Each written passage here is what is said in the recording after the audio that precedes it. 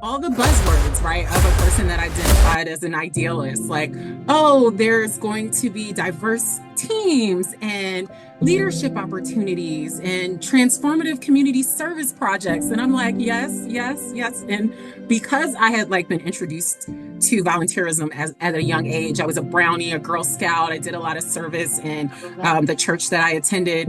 It just made sense to me. There's a piece of ownership. Hoping is sort of passive. You're like, oh, I hope these things happen.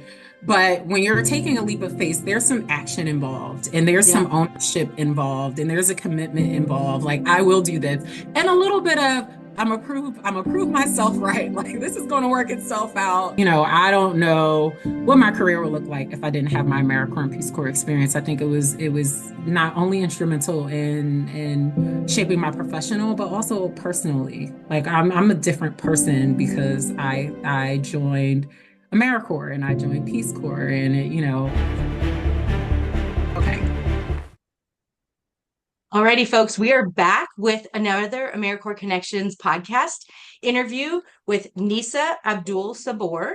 And this is part of the AmeriCorps, the dual service series of AmeriCorps and Peace Corps members.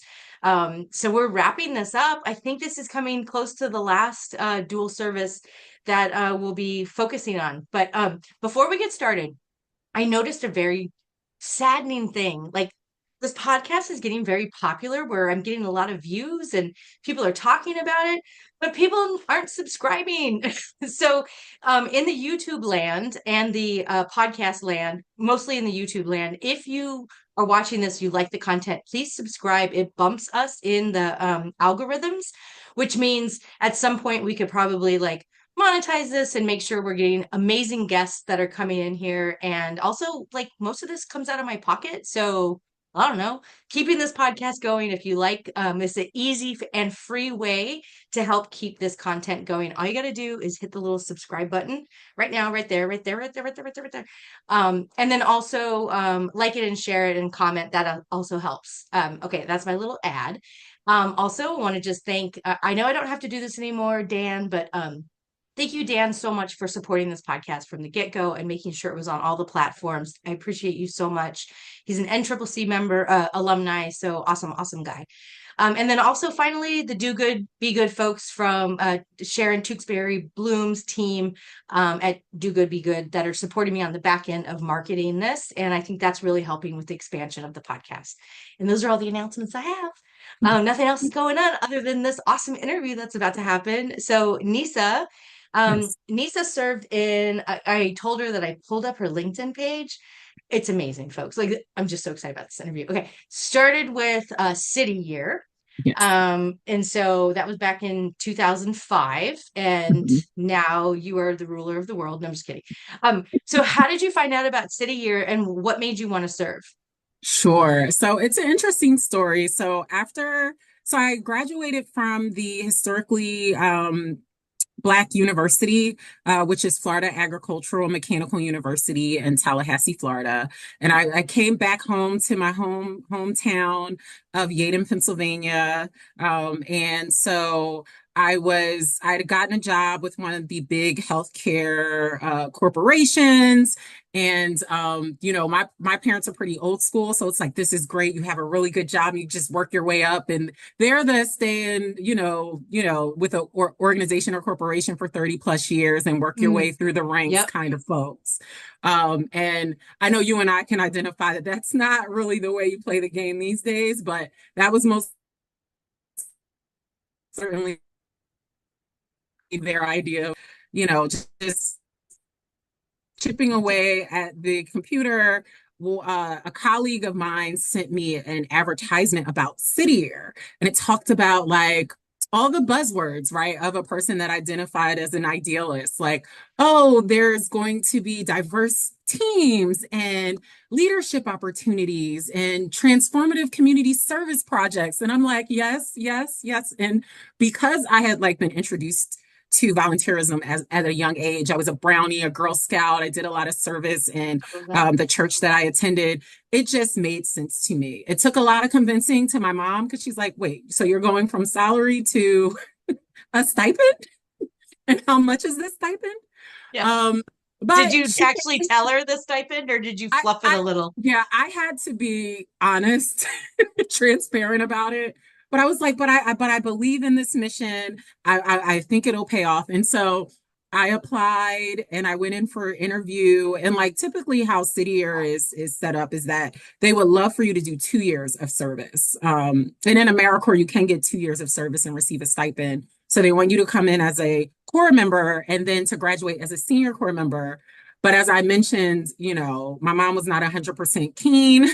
So when I went into the interview, I just sold myself on, hey, like I can be a senior Corps member because you got a little bit more money, not much, but a little more.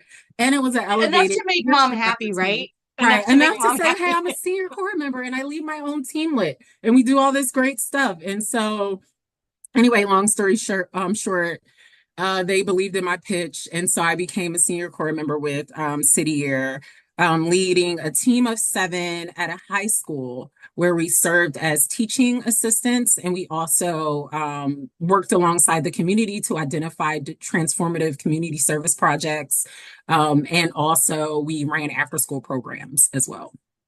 I love how the satisfying mom part of it came in. But like, that I mean, but those are part of our values, right? Like Yeah. as I'm a mom, and so I love that you were checking in with your mom. But then also, recently I talked about I was at an event and I spoke about taking a leap of faith, and Mhm. I did specify that like taking a leap of faith is different than hoping, like Yes. hoping it'll work out, right? Then you have a little bit of like, oh, I hope it works out.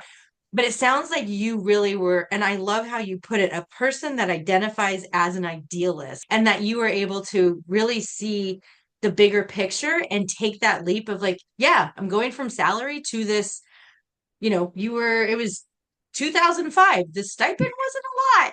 I No, think it's City not. Year might be a job corps, so it might be a little bit more than a Vista or something like that, but it's not a salaried position, right? So Yeah. No.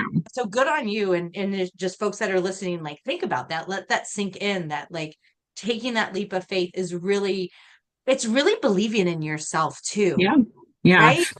There's a piece of ownership. Hoping is sort of passive. And you're like, oh, I hope these things happen. But when you're taking a leap of faith, there's some action involved and there's Yeah. some ownership involved and there's a commitment involved. Like, I will do this. And a little bit of I'm a prove myself right. Like this is going to work itself out. And I always think about this is something I've always used to kind of drive me in my daily dealings, and past experiences. It's like, you and I think it's definitely a quote, and I can't remember who the author is, but it's like you miss 100 of the shots you don't take. Like, and if you're Yeah. going to bet on anything, why not yourself? You better than anyone. So, Yeah. so yeah, I think those things are very, very valid and very important, especially I mean, they say this a lot. It's like the hardest 10 months of my life. Like we were challenged in Wow. so many ways. Um, in the public school system, there were so many challenges, especially in the city of Philadelphia, just underfunding. There's always been like, even in 2005, there was a very you started to see like the decline in educators, that kind of Hmm. thing. So they're really trying to use every resource that is available to try to bridge the gap between the available Yep. experts and like in order to set these children up for and young adults up for success. So it was a very serious matter. But it was, I mean, City Year is kind of campy, so it felt like if it was a job, of course, but it was big on culture. And it was You guys did really like, exercises, right? Didn't you do yeah, we did exercise exercise. So with we your red did, oh God, jackets? with our red jackets. I don't know if you've ever been to Philadelphia, but Mhm. Center City, 15th and Market Street, there is a municipal building that has these large chess pieces. That's where Yes. we would perform. Very, very familiar and super excited. I'm so happy for this interview. This is so cool. And so the fact that you guys were in, like, now I can totally picture you all in the square with your red jackets doing your warm up. That's so cool. Yeah, it was about, and it was a very powerful image because there were over 200 Corps members and staff members were also required to wear the uniform. And so that would, uh, obviously impact the influence. So there's like Yeah. all like more over 200 people dressed alike, different, ethnicities and backgrounds. It's just a really, a beautiful image to see, I think. Yeah, Yeah. for sure. So you had mentioned that it was the hardest 10 months of your life, and that's part of kind of the idea. Mhm.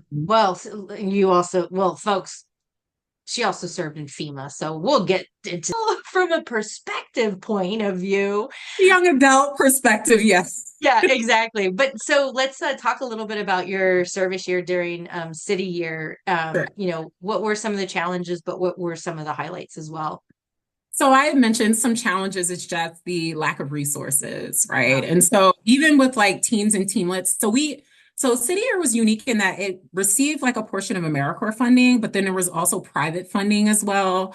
And so every team was sponsored. Teams are for about 14 Corps members, Mhm. and then there would be like a project manager, two teamlets that made up a team. So it'd be like seven, seven, and then one, essentially.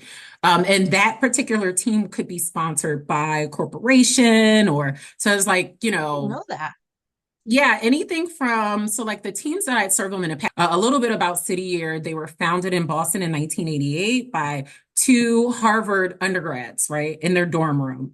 And I It's think one they of had those garage stories again, it right? is very much so, very much Facebook, Google, city year. very much so. And so I think they initially started off with 50 core members, and like fast forward now, there's been over 3,000. They're in over 23 different states in the US. And then they also have a site in South Africa as well as a site, two sites in the UK. Oh, So it's an interesting experience for sure. But I'm trying not to lose your question in yeah. that. No, and folks Yeah. like and this like all of the stats that she just ticked off from city year, she probably did, I'm assuming, I don't want to put words in your mouth, that you didn't know Uh-huh. that when you were a city year member, but go look at her LinkedIn.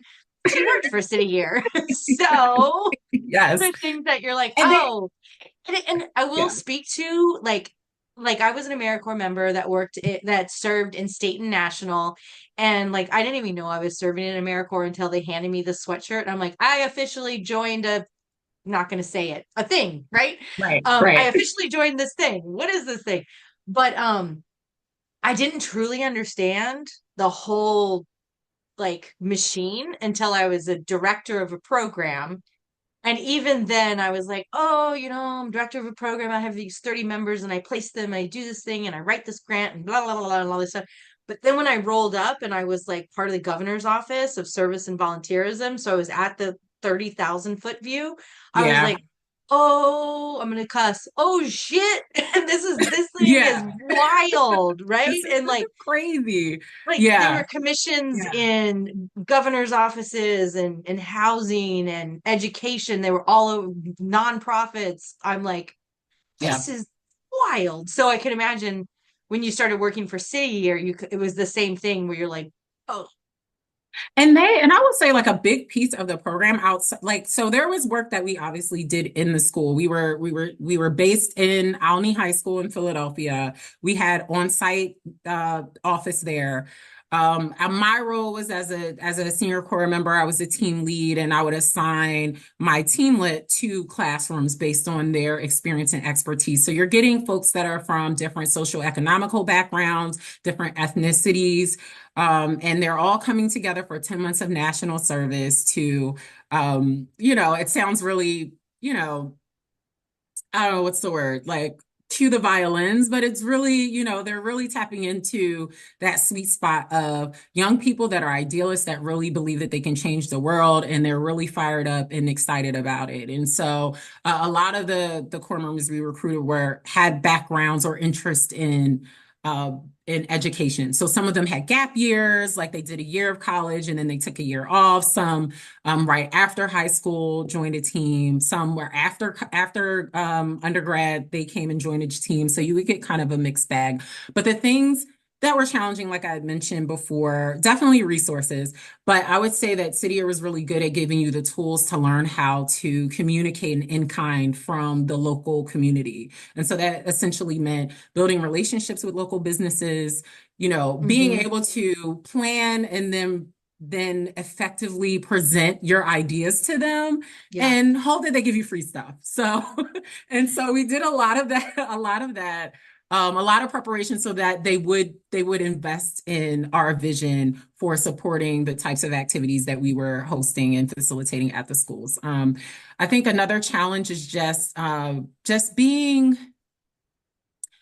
in environments where there are children that need more support than you probably can provide. And they're trying to do the best that you can. And it's really challenging when you see that the deficits of some of the students that we work Yeah. with may be deeper than what our roles allow, or what, it's beyond like financial resources, it's beyond. And so trying to do the right thing without without getting caught up in that challenging space of, what do I do? What can I do? Yeah. If I do this, will this like impact this student negatively? I mean, there are students that were dealing with some real life issues, things that were beyond the scope of a lot of the folks on the team list. So I think that's challenging. I think the positive though was the relationships that we build and that we still foster to this day. There's still, I mean, more so the core members than the students, but I still have Yeah. like really,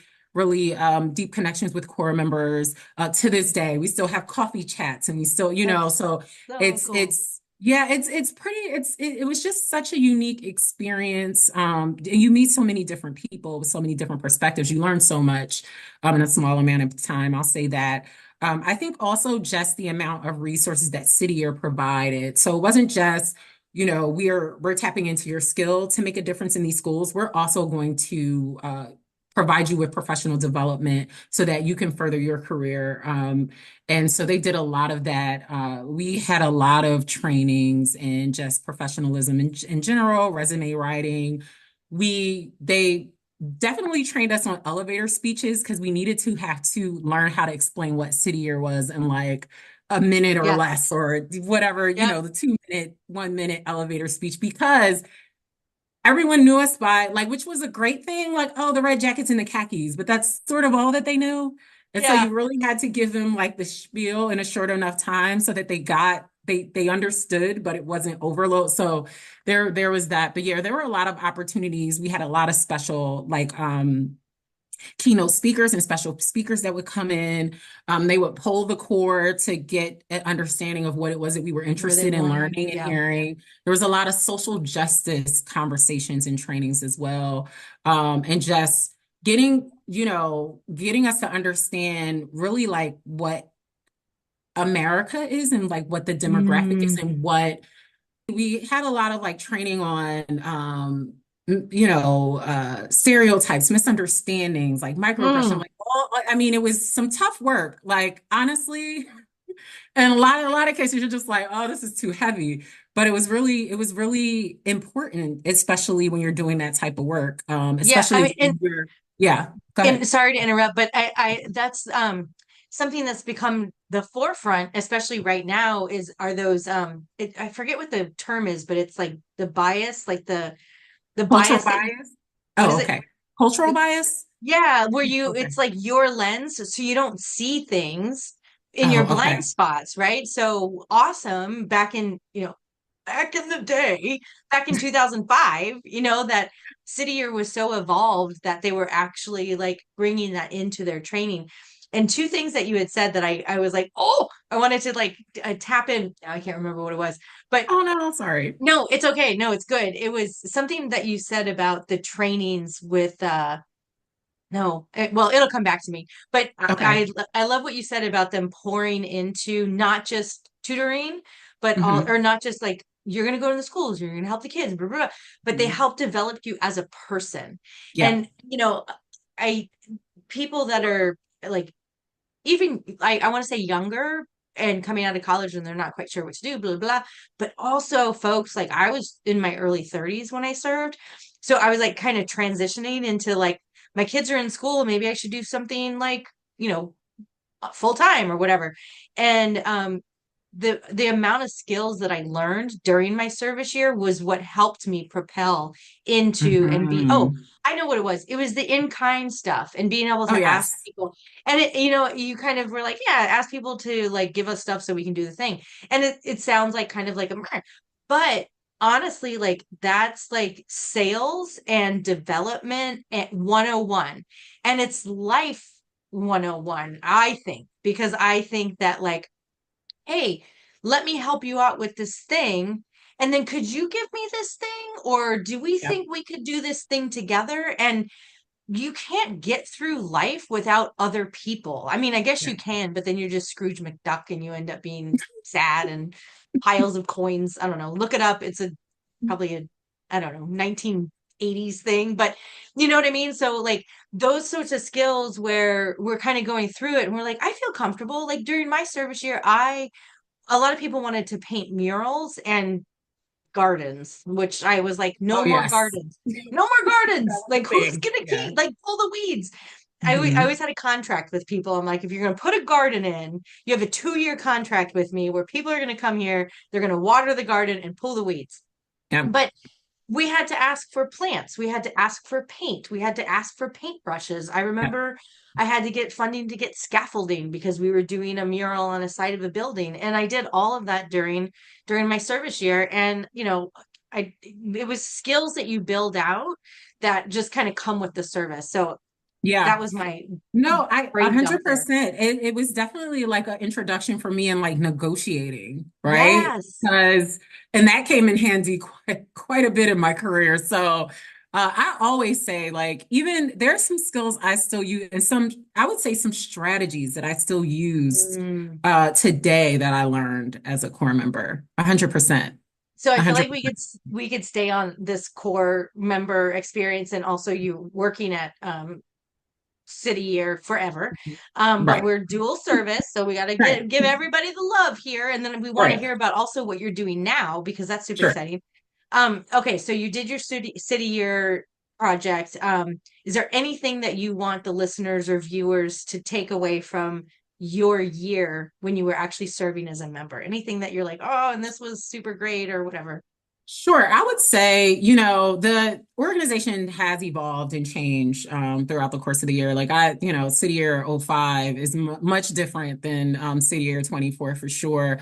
But one thing I know is true is that for the folks who, may come from a background where it may be a tough sell to say, hey, I got my 4-year degree, but I'm gonna take another 10 months to not earn money So that you really see the opportunity there, where that's just 10 more extra months. And, if you do the job, are passionate about the work, you are involved in invested in the mission and the vision of that organization, you can create opportunities of work for yourself. And that's exactly what I was able to do after my 10 months. I interviewed for a project manager position with City Year, and then I was able to work there. Well, it was two separate stints, but 2.5 years. Went to Peace Corps, went to Peace Corps, went to grad school, came back and worked 2 more years, 2.5 years with City Year. And I also say the first time I ever went to South Africa prior to my City Year experience was representing City Year Incorporated. So we were City Year Boston, which is HQ, went around the country to identify project managers that would support that effort. And so I got to go and represent City Year in South Africa for a week. So so there, I would, yeah, go with ahead. was that before or after you were Peace Corps? Before, So, right? Like serendipity. That's another thing yeah, that I love about this yep, podcast. Like I have over 65, 70, I don't know, interviews and the way that not just with my Peace Corps people, not just with the Peace Corps stories, but with the AmeriCorps stories where there's like this connection where it's like, oh, you had no idea. Because okay, I'm gonna go esoteric really, really fast. I won't stick here long, but our future, we have no idea. right? Like we have free Hmm. will, but we also have Hmm. a reason to be on the planet at this time to do a thing. Hmm. So when something doesn't work out and we try so hard and we're like, no, but I want this thing and I want to be this thing, blah, we don't know that like, oh, but over here Yep, you're gonna be doing this. And so how rad is it that you had that opportunity and then you went to Peace Corps? Because you went to South Africa, didn't you, for Peace I Corps? did. Yeah, Yeah, I did. Yep. that's so Yep. cool. Okay. Do you want to roll into Yeah, Peace we can Corps? roll right in. Yeah, Yep, let's do roll that. right into Peace Corps. So it has a little bit to do with City Year, but I'll make the transition quick. So after that experience, actually, representing City Year in South Africa, I had an aunt that did Peace Corps Kenya. This is like in the Okay. 70s. And so I'd always heard about it. I always thought it would be really awesome to do it. But I was like, I don't know, 2 years, foreign country, I'm not sure. And so when I got the opportunity, fast forward, when I got the opportunity to go to South Africa and like just the I don't know, like, it's like it's a hard week, but it's a great rewarding week. You're working with all these different folks in a different country. It's all focused on service. We were like our service mission was to like repaint and revitalize Mhm. all these. They call them crushes, but they're like, I guess they're elementary middle schools to us, kindergarten, elementary, middle. I think yeah, because crush is like for the younger kids. Because I think it's a kindergarten. Yeah. Anyway. And so after that, I was like, I really think I want to do this Peace Corps thing, but I wasn't 100% convinced. So I had like presented and negotiated with my supervisor and a program director. Hey, I want to take a month off to go to Ghana, and then I connected like my experience in City Year and how it would benefit the Ghanaian people. I'd be working in an orphanage, and talked about like the disparities in education, da da da da da, connect Mhm. those dots.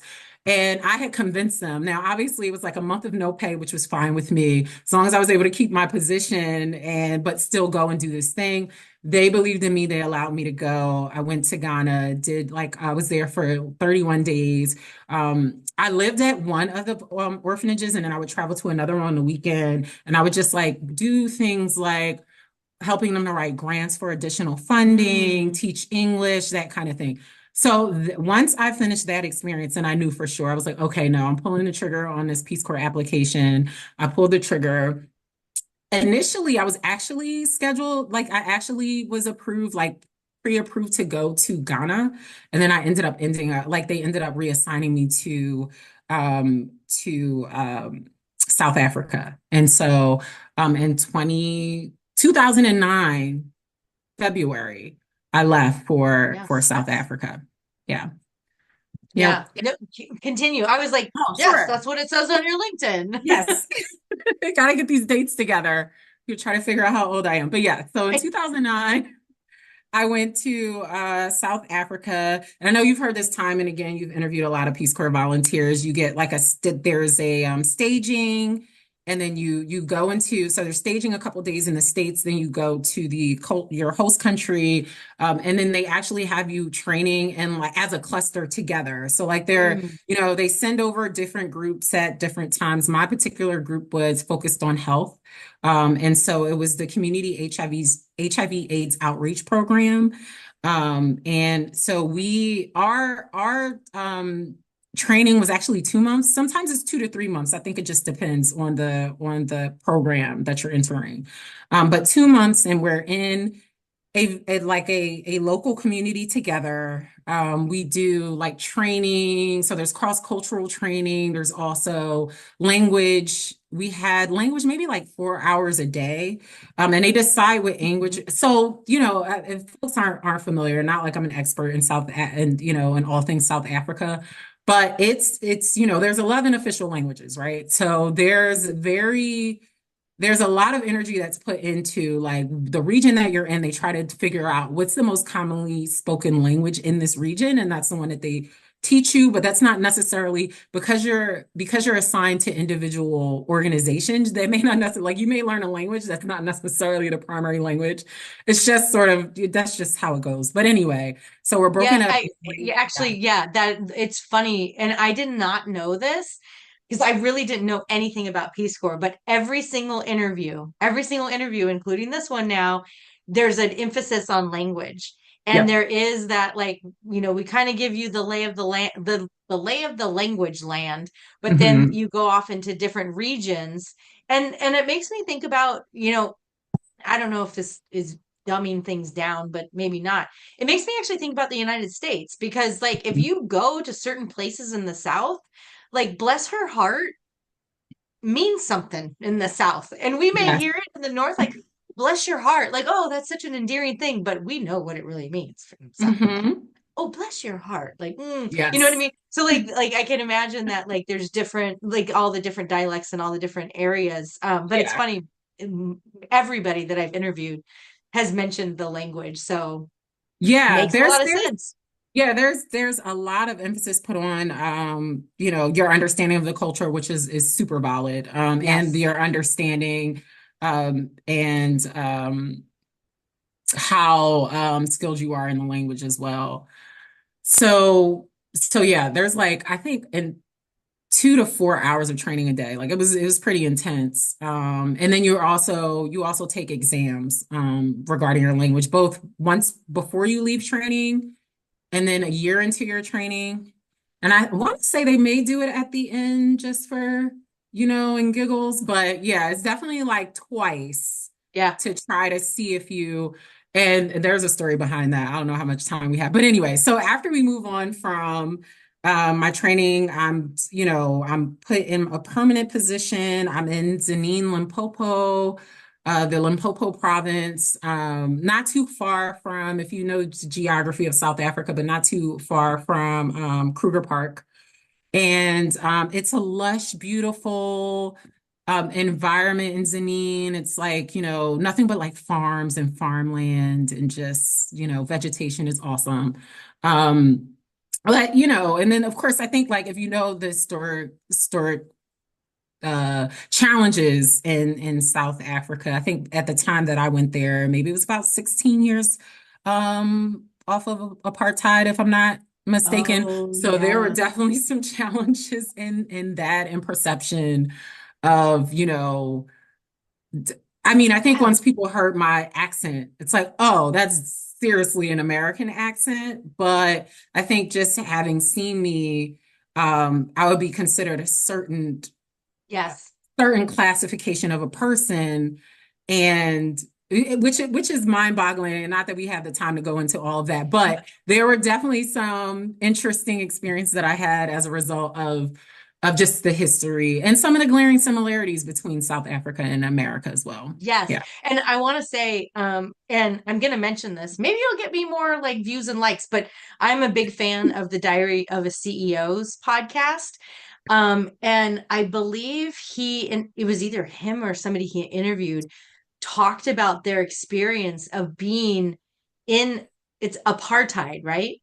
Yep, Right. apartheid. And Yep. that's basically like they separated the white South Africans and the people of color, South Yep. more And melanin. but and then they were all segregated. So Yeah. it's white South Africans, the black South Africans, and there's the Asian South Africans, and there's the Indian South. Like they all had their Yeah. own And place. and like what I Yeah. remember from the interview is like people couldn't be seen in public with a different race, right? And there were like I have a classes like story for that. it Yes. was wild. And It was so and wild. I It's I'm wild. sorry, Diary of a Yeah. CEO, that I don't have this story totally correct, but like I can't remember who it was. And I'm so sorry. But like their mother, I think, was black and Hmm. their child was mixed. And so Hmm. she would act as if she was just the caretaker Yes.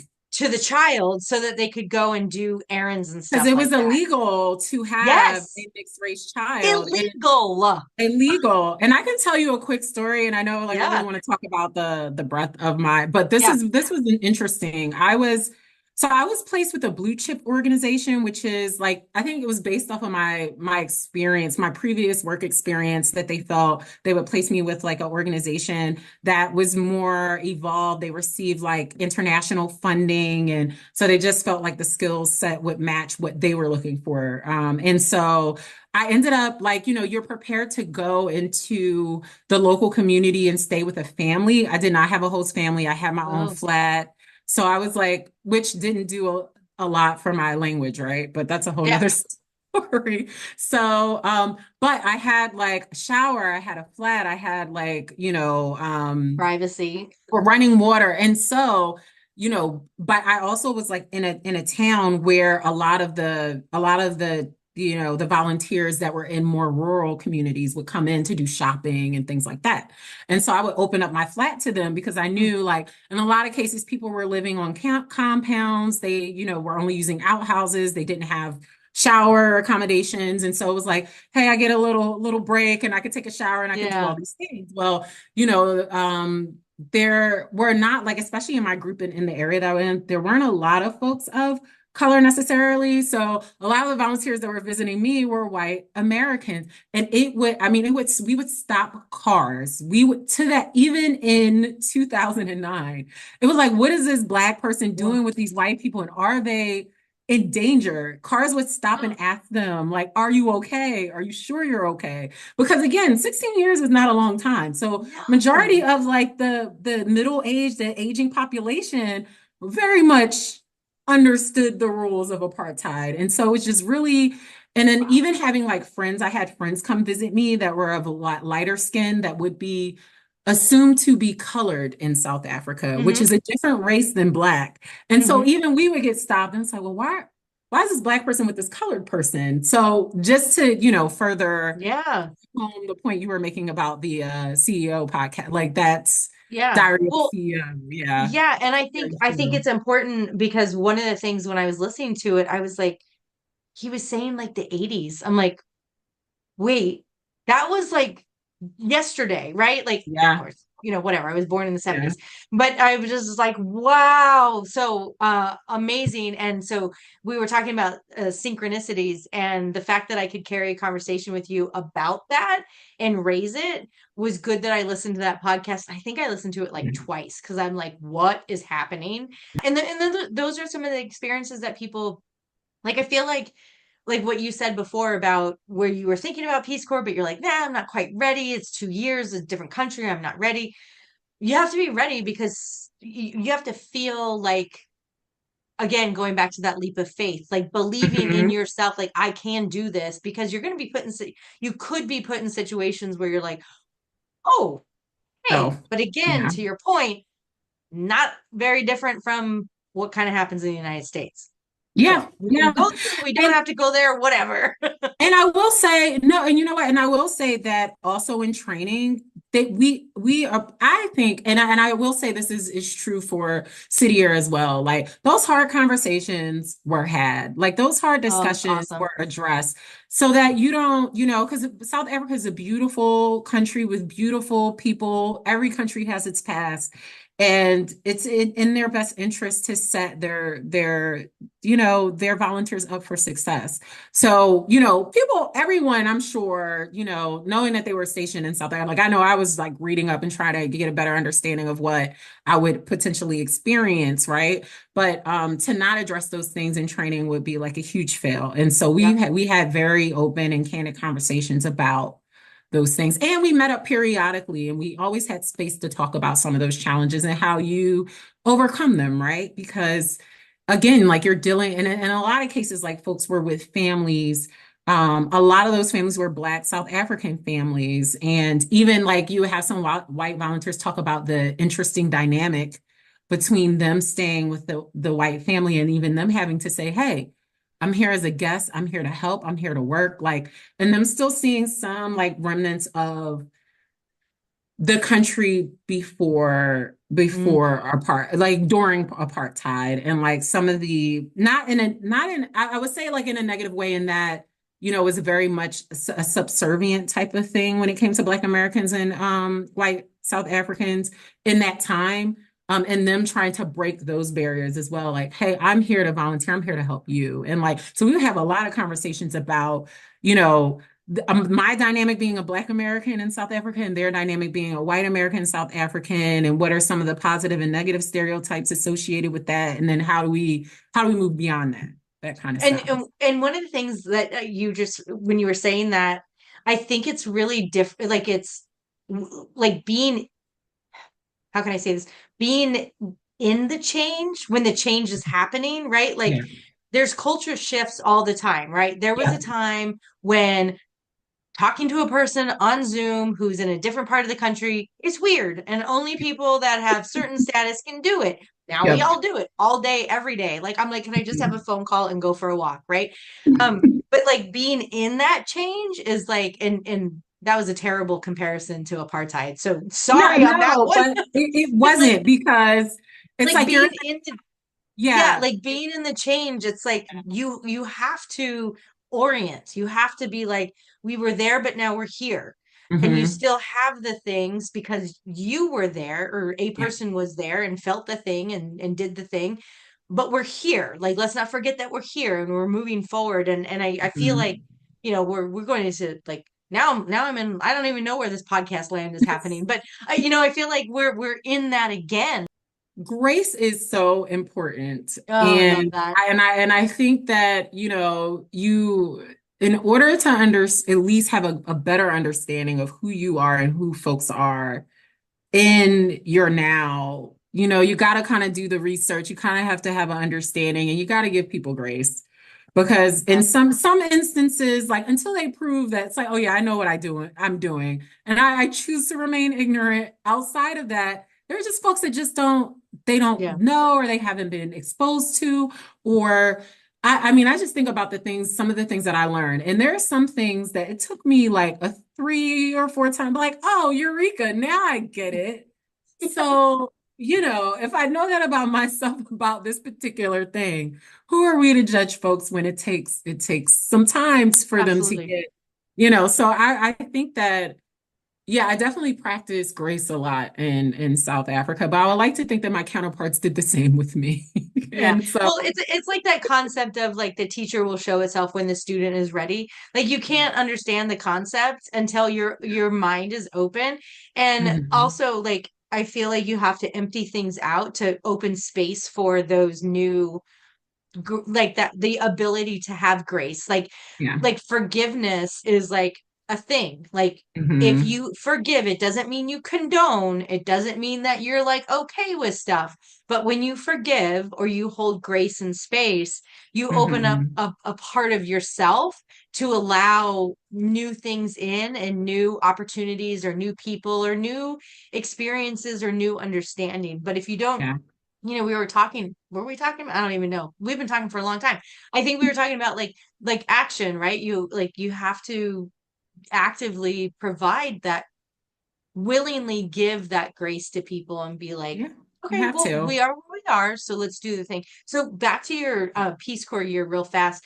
What Sure. were a few of the things? So it's so funny because I've interviewed so many Peace Corps members. I know exactly what you're talking. Like Sadie, when I interviewed her, she lived with her family, Hmm. and she was like in it, and so she was like, some other people, they didn't live with families and blah blah blah. And so you were that like counter experience where you had your Yeah. flat and everything. But anyway, with your experience with Peace Corps, what are a few things that like you took away in something that like I always, what I've been saying lately is like a different lens. Like, when did you all of a sudden go, I'm seeing things really differently? What was that That's a like? yeah, that's a great question. I want to say, prior to Peace Corps, I was still very much like Western state of Hmm. mind. You go to work, you do your job, you keep your head down. I think I was telling you before we started that I'm like naturally an introvert, and people always try to like argue me down, but they're like, Nisa, you're not. And I'm like, I am naturally. And I was like, but based off of my life experience, and you just and the work that I do and working with the community, so you can't be like, you need to be personable, you need to build relationships. And so, but so I came to Peace Corps, even though my heart was in the right place. It's like, I want to serve. I'm so excited to serve. I'm very passionate about service. And I thought, best use of my skills, I get in there at 8:30 and I work until 4 every single day. We're going to make a difference. We're going to do this. Well, that might be my plan, but perception is reality. And for my Mhm. counterparts, that was not, it's like they get into the work environment, they go to everyone's desk. Hi, how are you doing? Hey, and it's every day. Okay. It's not just like on Monday from the weekend. It's like, Yeah. no, a lot could have happened between 4 p.m. yesterday and this morning, which is very, very, very true. And I'm like saying a little flippant, but it's really true. And Yep. so, and then at 10:30 every day we had tea time. And so everyone would leave their desk and go into the kitchen, and there'd be a kettle and there'd be some type of cake or cookie. I swear I feel, you know how they say like the freshman 15 in undergrad. I feel Yep. like I get freshman 15 in Peace Corps, honestly. There's a lot of eating, okay, and a lot of relationship building. But I say all that to say it took me a while to understand, like, I'm not going to get any work done if I don't build relationships. And while to some extent in our Western society, you can go quite a bit, like you could go far, depending on what type of business you're in. Right. You can, but in environments, especially outside of the Western state of mind, it is no way that you're going to be able to do anything of significance without building relationships with the folks that you're working with. They want to know who you are, and then they want to work alongside you. And so I would say the most valuable lesson I learned was like the importance of building relationships and maintaining networks.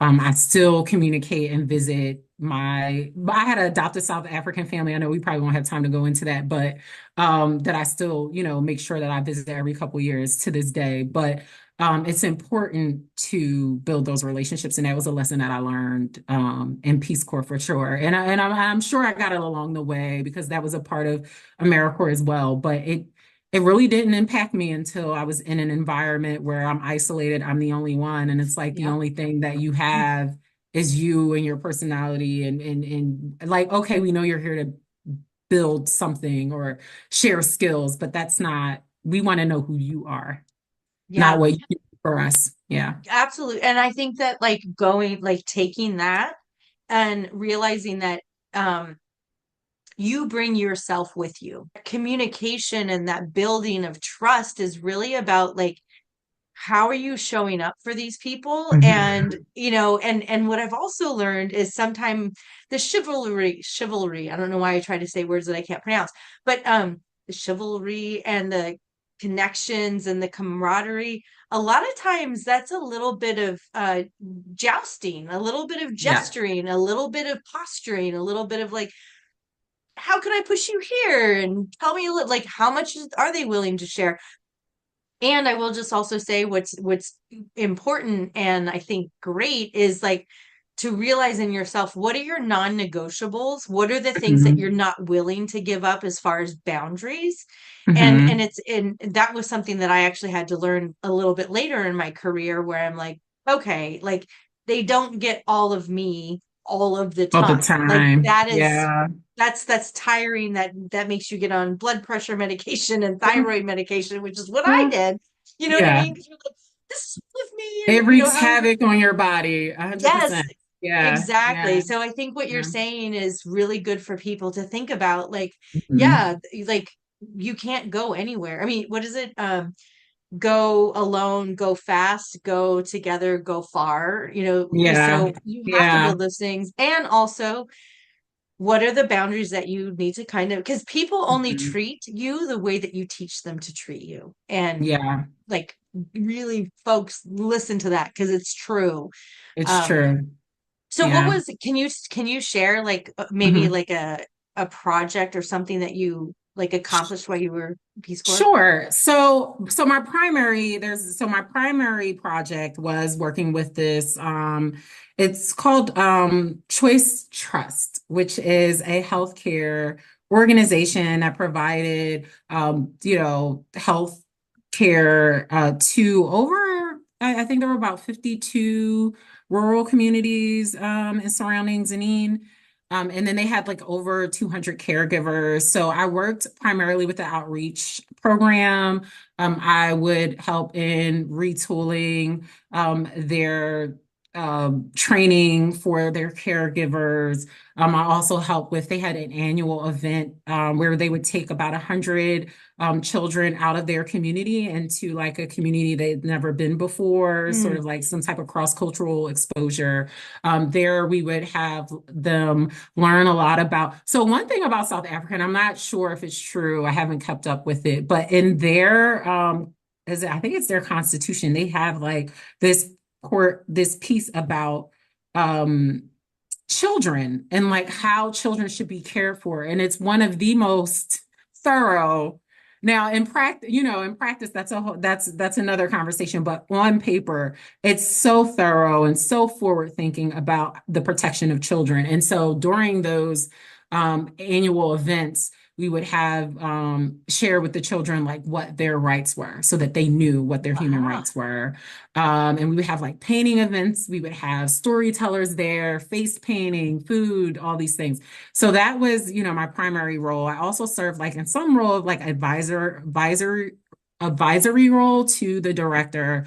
I helped with a lot of the writing for them to secure additional funding, that kind of thing. I also had a secondary project that was focused on life skills. And in order for it, so it's very much designed behind that idea of appreciative inquiry, where you're working with a community that is telling you what they need, as opposed to Mm. going into that community and deciding what they need. Because if you go into that community and you're working with them and they're telling you what you need, there's going to be buy-in, and they're going to be, it's kind of like going back to what you were saying about the community gardens and like, okay, do I have buy-in? Like, are you guys going to maintain this? Because if there isn't buy-in, then there's no sustainability, right? And so, so my secondary project was, it still included some of the caregivers that I work with on a regular basis at my primary project, but we were reaching a different age group with the life skills training. It was more like, preteen to, teenager groups where it was like 6 months, 6 weeks of training during the summer, where they would learn all the things that they needed to do to be like a productive member of society, if you will. Everything from like hygiene to, how to have hard conversations, the importance of sharing, the importance of giving and community service, as well as the importance of, making sure that you're able to sustain yourself and working and work ethic, that kind of thing. And so in order for me, so I had to write a proposal, and then I submitted it to the U.S. Embassy in South Africa. And so I received a $5,000 grant to help support the program. And it Wow. was super successful. And it still continued for a few years after that. But so yeah, I would say like those are my primary and secondary projects in South Africa. And there's an article in the Peace Corps Times, they allow for Peace Corps volunteers to write articles about the work that they're doing. And so there is a feature in, I think it's 2010 volume 4. I'm not really sure, whatever, but it talks about that event that I was talking about with the children's rights and responsibilities event. So yeah, gives a little spiel on what we did and how it I have a impacted people. question. So you said Sure. I was muted. I was like, blah, blah, blah. Oh, You said, sorry. no, you're fine, but you called it appreciation conversation. What did you say? Hmm. Appreciation, Appreciative inquiry, which appreciative. should, Yeah. yes. And I mean, I think people refer to it as many things, but essentially it's, especially if you're doing like work in a community Other that you're not communities, right? of, yeah, you want to make sure that when you go in, like you're there, obviously I'm there for a reason, both with City Year and with Peace Corps, I'm there for a reason, right? But when you go into those community, your first action should be just to sit and listen and try to hear about, okay, so and ask the right questions like, oh, well, what would you like to see? What do you Yeah. think the community would like to, because we've heard, I mean, there is a whole like graveyard of good ideas, good, well-meaning ideas that went to Yes. die because, oh, I think this community needs Another another community park garden. or another community garden or another, Yeah. And come to find out, no, they needed a clean water pump, or Yes. they needed like some type of banking mechanism within their community to save Yeah. money, or they needed a trade, like they needed to learn how to make these bracelets, and then maybe we negotiate a partnership with the corporation that can sell that so the proceeds go back to the community. Like those are, Yep. and you would, and in a lot of cases, and I think like you see less and less of this now, but in a lot of cases, you're working in communities where those communities, for whatever reasons, feel like they've been silenced, or that they're in a place where, well, we take what we can take what we can get, and they didn't really have a voice to say, well, that's a great idea, but let me tell you what my community's saying they Yeah. need, right? And It's all so, yeah, it's like a town hall or a focus group, right? Like yeah, before you do anything in a community or do the with a research. Yeah, group or a population, it's like get a consensus of yep, what it is.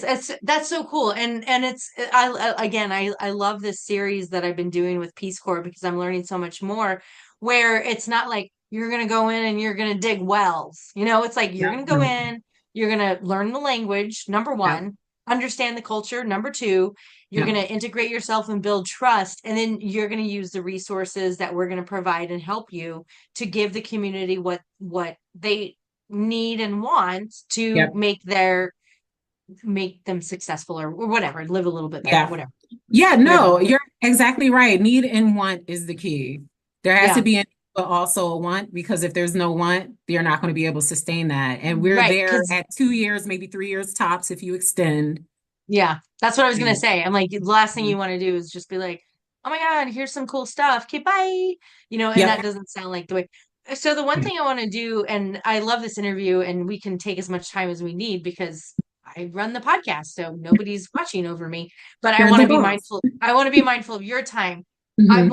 I definitely want you to tell the story of how you have leveraged your Okay. Peace Corps experience to get into the amazing career that you're in. And I know Sure. that there's things, but yeah, so Sure. Peace Corps was awesome. You did awesome things.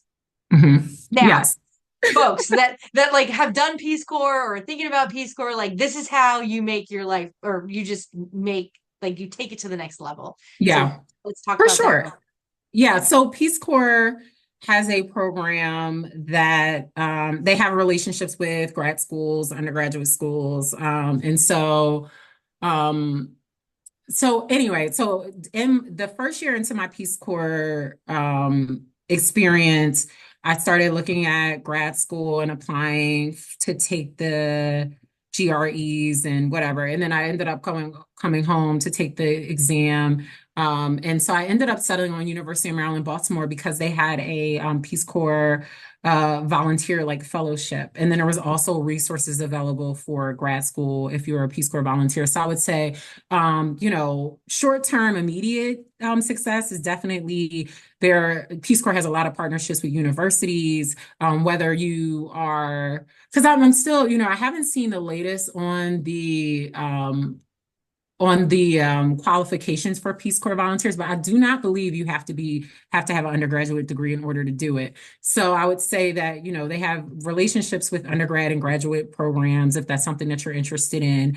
And so you're obviously like, if you complete your Peace Corps experience successfully, then you are someone that can partake in that benefit. Then there's also a benefit for if you're applying directly to federal jobs. I think you get 3 points, and you have, because there's like a questionnaire test that you need to take on USA jobs.gov. And so if you get 3 points, at least you're halfway there. If you have military experience, then, good luck. But I mean, good luck for the Peace Corps volunteer, because I think they get Yeah. like total 10 points, but you get what I'm saying. The 3 points Yep. is it helps. It helps. Yep. And I think that you can access that, I think, within 2 years of your service. But I got accepted to the University of Baltimore. I was a Peace Corps fellow there.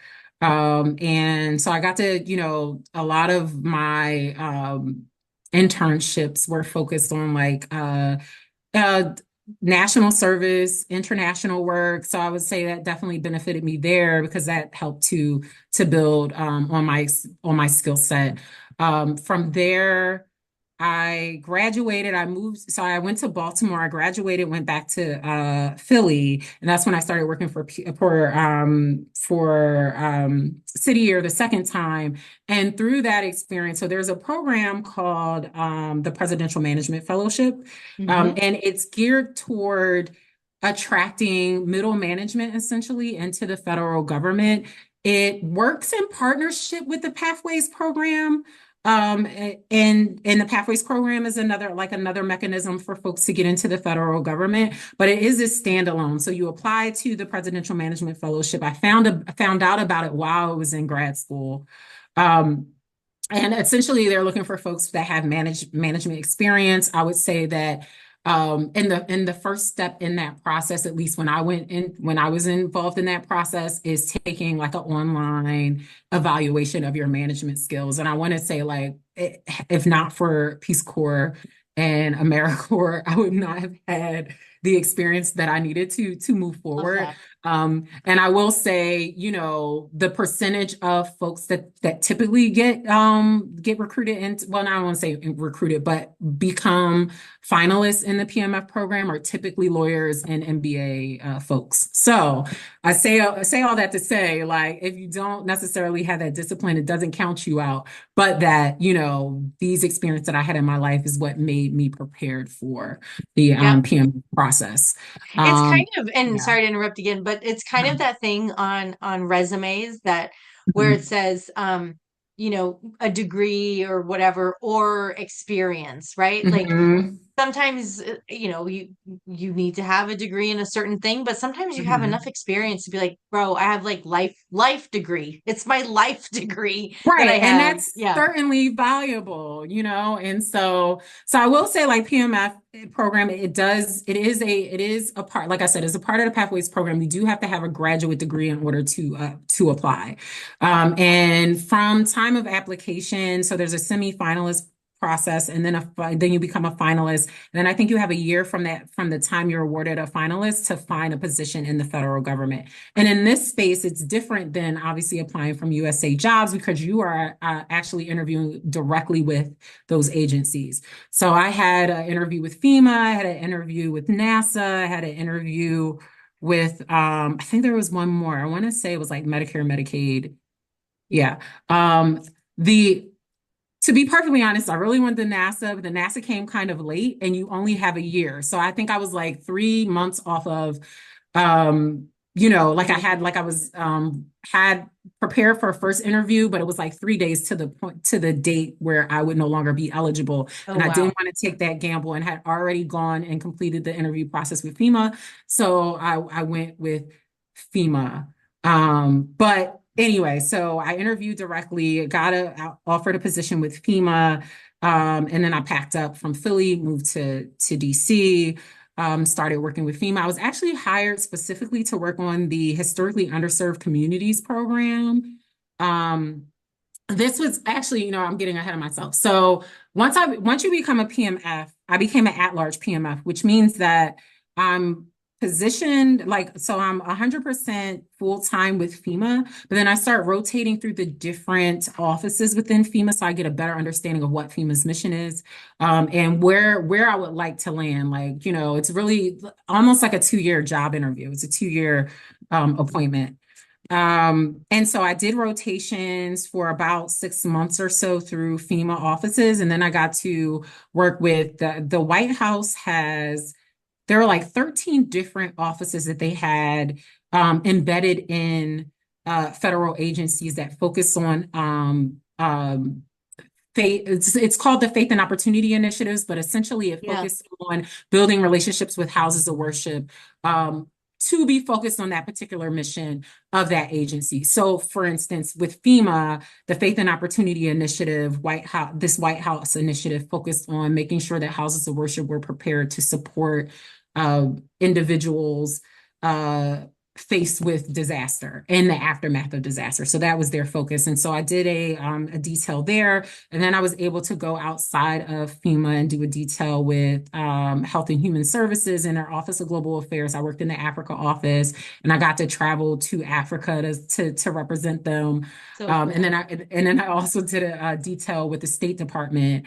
Um, and and then and the idea of the PMF program, as I said, is like to be able to put you in a position to enter in the federal workspace as middle management with some upward mobility. And so you do the fellowship for 2 years, and you're obviously like working to find a permanent position where you're hired in as a full-time Fed.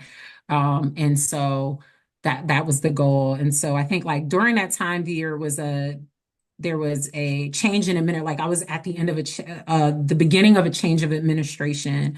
And so HHS and State Department were both on internal hiring freezes. So I ended up going back with FEMA. And once I accepted that role, that's when I became the manager of the historically underserved communities program.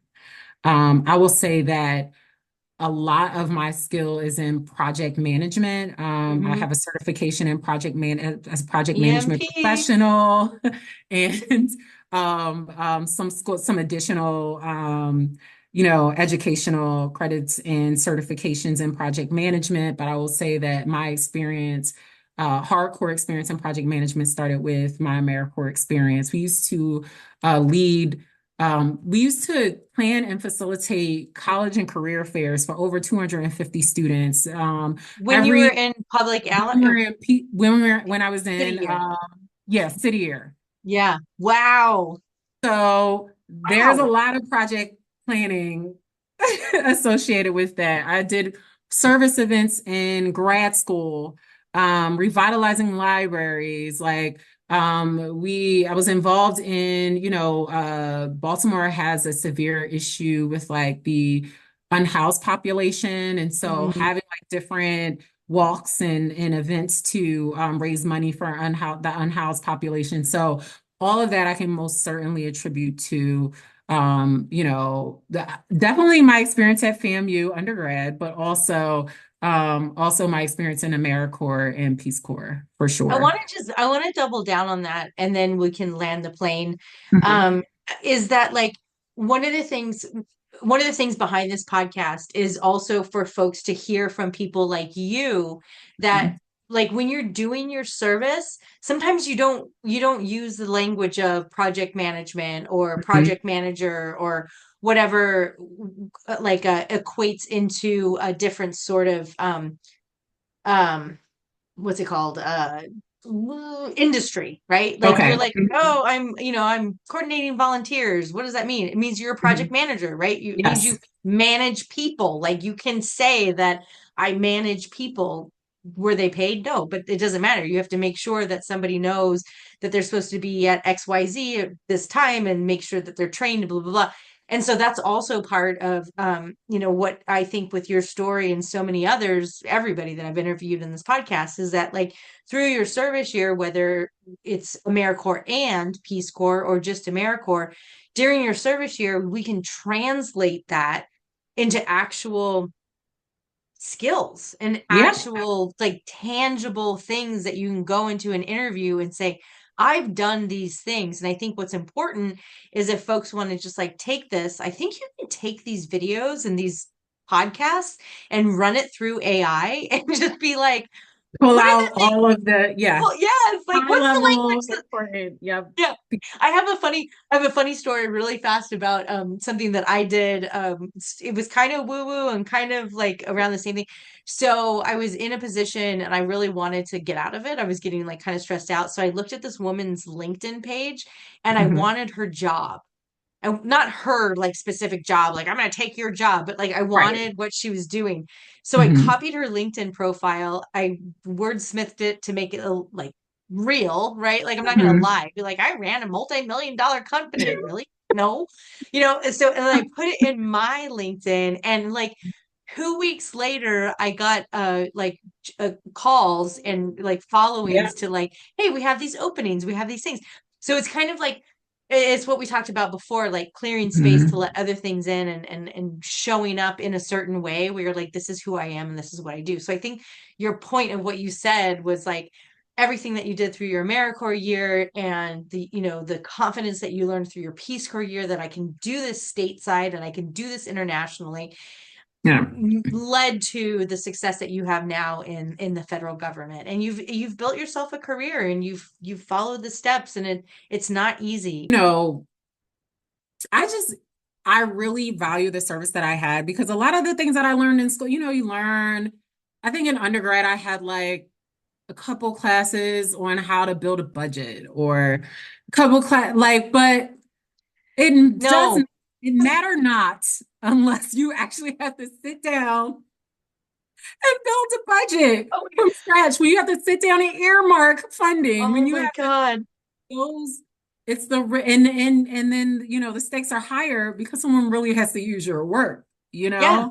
and Oh yeah. I mean, so I feel like we could do a yeah. whole spin-off on that, because I remember the first time I had to deal with a budget, I'm like, where is my budget? It was just like, and they're Yes. like, well, it's in this thing. I'm like, I don't have a password for that. Do it differently. But you went from FEMA and now you're with FDA.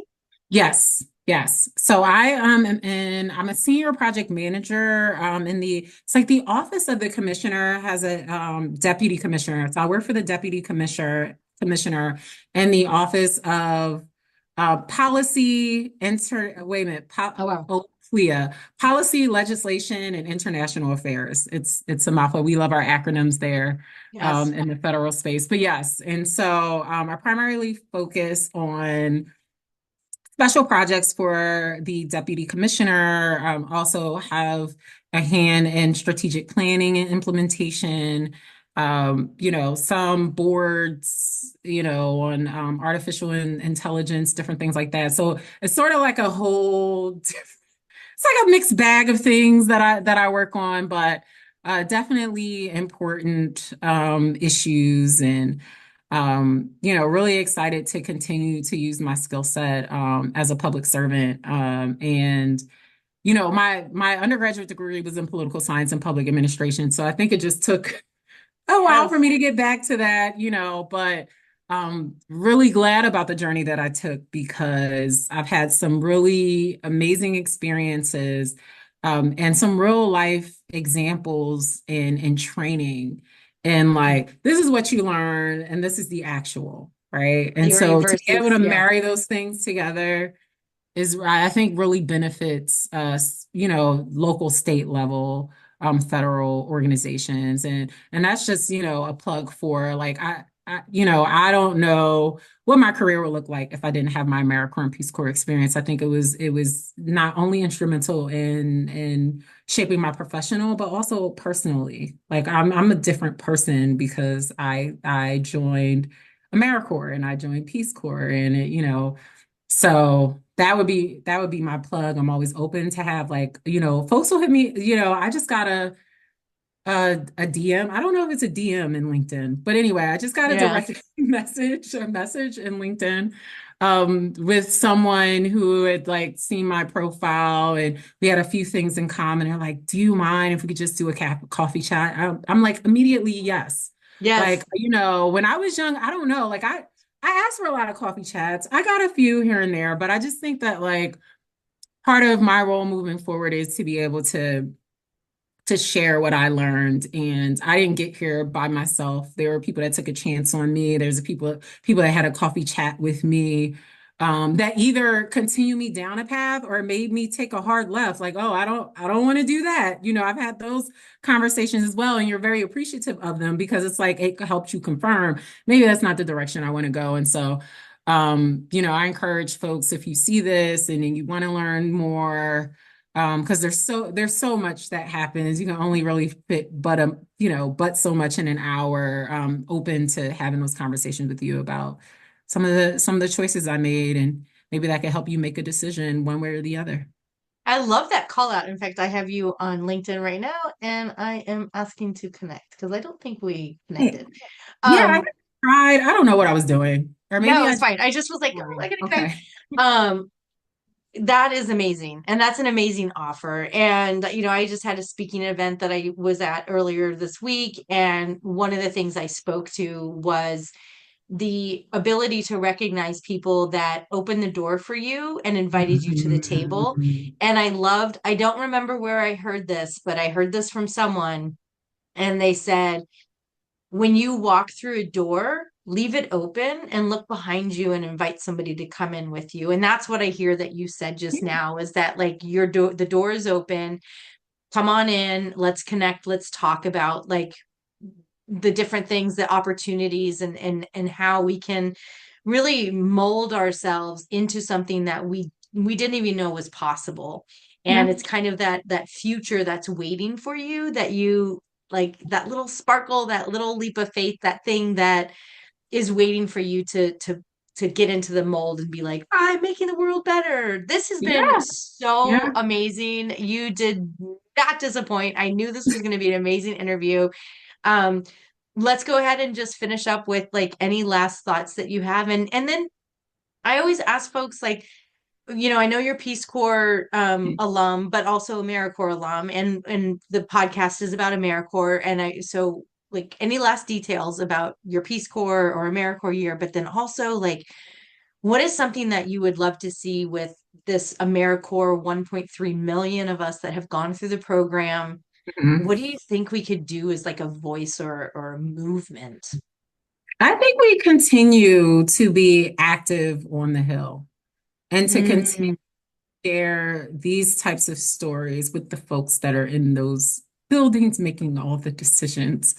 Um, I would like to see more of us run for office. Because who's better to tell the story than a senator or congressman that was an AmeriCorps volunteer, was a Peace Corps volunteer? Like I think I think those stories are most certainly being told, but as we move forward, um, and quite frankly, a political landscape that we are 100% sure what that's going to look like. We want to make sure that we have folks that are advocating for the things that have always made America who she is. Like in regard to, like, if you historically, there have always been programs like AmeriCorps. There's always been programs like Peace Corps. But the reality is that there is a history in America of yep. public service. And that is what made her who she is. And that is what I think should continue to make her, because it's not only making her who she is, but it's making us who we need to be in order to be a better America, right? So again, I would just say like that we continue to be active in our communities, and we continue to advocate for the benefits of AmeriCorps and Peace Corps. I love that we started, showing it as sort of like, AmeriCorps is sort of like a theater program for Peace Corps. It Mm, makes so much sense. So I would love to see an increase of that as well, because I think it just, for folks to have that kind of experience and then come back to, dare I say, a public service or even in private sector, wherever you're working, like the benefits of having a person that has that kind of experience working to better our world and our country is just, I mean, I don't know that you ever get a return on that investment. So, but yeah, that's what I would like to see. And it's not to say that it isn't happening, but I think especially as we move into uncharted waters, we'll probably need to yell a little louder, yeah. organize a little more. I love that. That was perfect. That was absolutely. And there's actually a program. It's called New Politics. Free plug, New Politics. You want to be a sponsor of the podcast? Cool. New Politics Leadership Academy.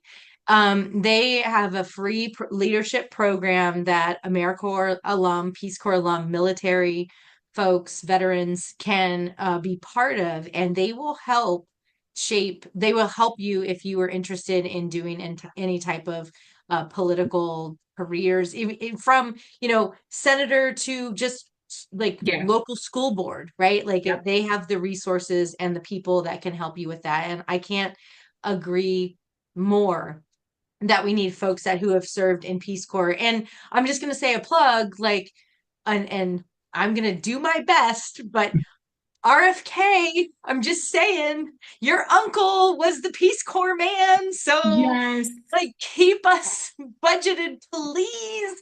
we Um, hope. Yes, we will come hope. on.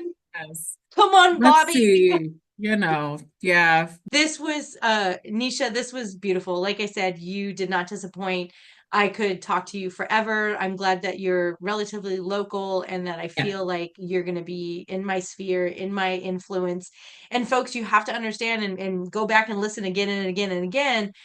She literally leveraged her AmeriCorps year and her Peace Corps year into this amazing federal government opportunity. And of course, there's ups and downs and there's things with that, but you're a perfect example of like what could be if through using these services or through going through national service and also Peace Corps. So thank you so much for your time. This interview You're went like welcome. super long, but I just knew it was going to. That's why I was like, we need to hit record or we're never going to get this started. Um, Thank you so much for your time. Thank you for your Thank you. energy. And folks, if you've made it this far, you may as well just subscribe. You may as well share it with somebody and say, this was an amazing conversation and I learned so much. So we'll be back next week with another AmeriCorps Connections podcast. I appreciate your support. And in the meantime, get out there, get things done, and do what you need to do to make our communities safer, stronger, smarter, wealthier. I don't know what it is. I have to look at the pledge. Have a great night. Right. Thank you. Okay.